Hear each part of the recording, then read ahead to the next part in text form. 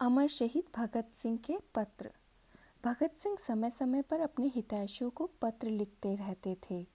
उन पत्रों से उनकी देशभक्ति, त्याग भावना और स्वदेश के लिए सर्वस्व अर्पित करने की दृढ़ कामना का परिचय मिलता है। इस पाठ में उनके कुछ पत्र दिए गए हैं। जेल में मां से भेंट न होने पर भाई कुलबीर सिंह को पत्र।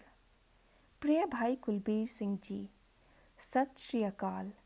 मुझे यह जानकर कि एक दिन तुम माँ जी को साथ लेकर आए और मुलाकात का आदेश नहीं मिलने से निराश होकर वापस लौट गए, बहुत दुख हुआ। तुम्हें तो पता चल चुका था कि जेल में मुलाकात की इजाज़त नहीं देते, फिर माँ जी को साथ क्यों लाए? मैं जानता हूँ कि इस समय वे बहुत घबराई हुई हैं, लेकिन इस घबराहट और परेशानी का क्या फ़ायदा? नुकसान ज़रूर है, क्योंकि जब से मुझे पता चला कि वे बहुत रो रही हैं, मैं स्वयं भी बेचैन हो रहा हूँ। घबराने की कोई बात नहीं, फिर इससे कुछ मिलता भी नहीं। सभी साहस से हालात का मुकाबला करें।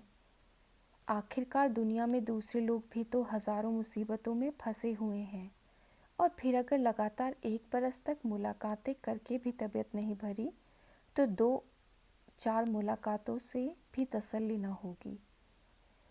मेरा ख्याल है कि फैसले और चालान के बाद मुलाकातों से पाबंदी हट जाएगी, लेकिन माना कि इसके बावजूद मुलाकात की इजाज़त न मिले तो इसलिए घबराने से क्या फ़ायदा।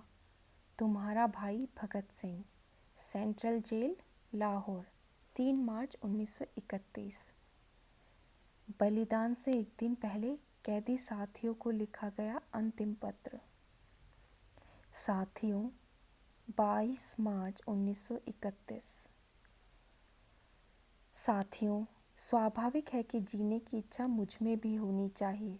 मैं इसे छिपाना नहीं चाहता, लेकिन मैं एक शर्त पर जिंदा रह सकता हूँ कि मैं कैद होकर या पाबंद होकर जीना नहीं चाहता। मेरा नाम हिंदुस्तानी क्रांति का प्रतीक बन चुका है, और क्रांतिकारी दल के आदर्शों और कुर्बानियों ने मुझे बहुत ऊंचा उठा दिया है। इतना ऊंचा कि जीवित रहने की स्थिति में इससे ऊंचा मैं हरगिज़ नहीं हो सकता। आज मेरी कमज़ोरियां जनता के सामने नहीं हैं। अगर मैं फांसी से बच गया तो वे जाहिर हो जाएंगी और क्रांति का प्रतीक चिन्ह मध्यम पड़ जाएगा या संभवतः मिट ही जाए। लेकिन दिलेराना ढंग से हंसते हंसते मेरे फांसी चढ़ने की सूरत में हिंदुस्तानी माताएं अपने बच्चों को भगत सिंह बनने की आरज़ू किया करेंगी, और देश की आज़ादी के लिए कुर्बानी देने वालों की तादाद इतनी बढ़ जाएगी कि क्रांति को रोकना साम्राज्यवाद या तमाम शैतानी शक्तियों के बूते की बात नहीं रहेगी। हाँ, एक विचार भी मेरे मन में आता है कि देश और मानवता के लिए जो कुछ करने की हसरतें मेरे दिल में थी, उनका 1000वां भाग भी पूरा नहीं करा सके। अगर स्वतंत्र जिंदा रह सकता तब शायद इन्हें पूरा करने का अवसर मिलता और मैं अपनी हसरत पूरी कर सकता। इसके सिवाय मेरे मन में कभी कोई लालच फांसी से बचने का नहीं आया। मुझसे अधिक सौभाग्यशाली कौन होगा। आजकल मुझे स्वयं पर बहुत गर्व है।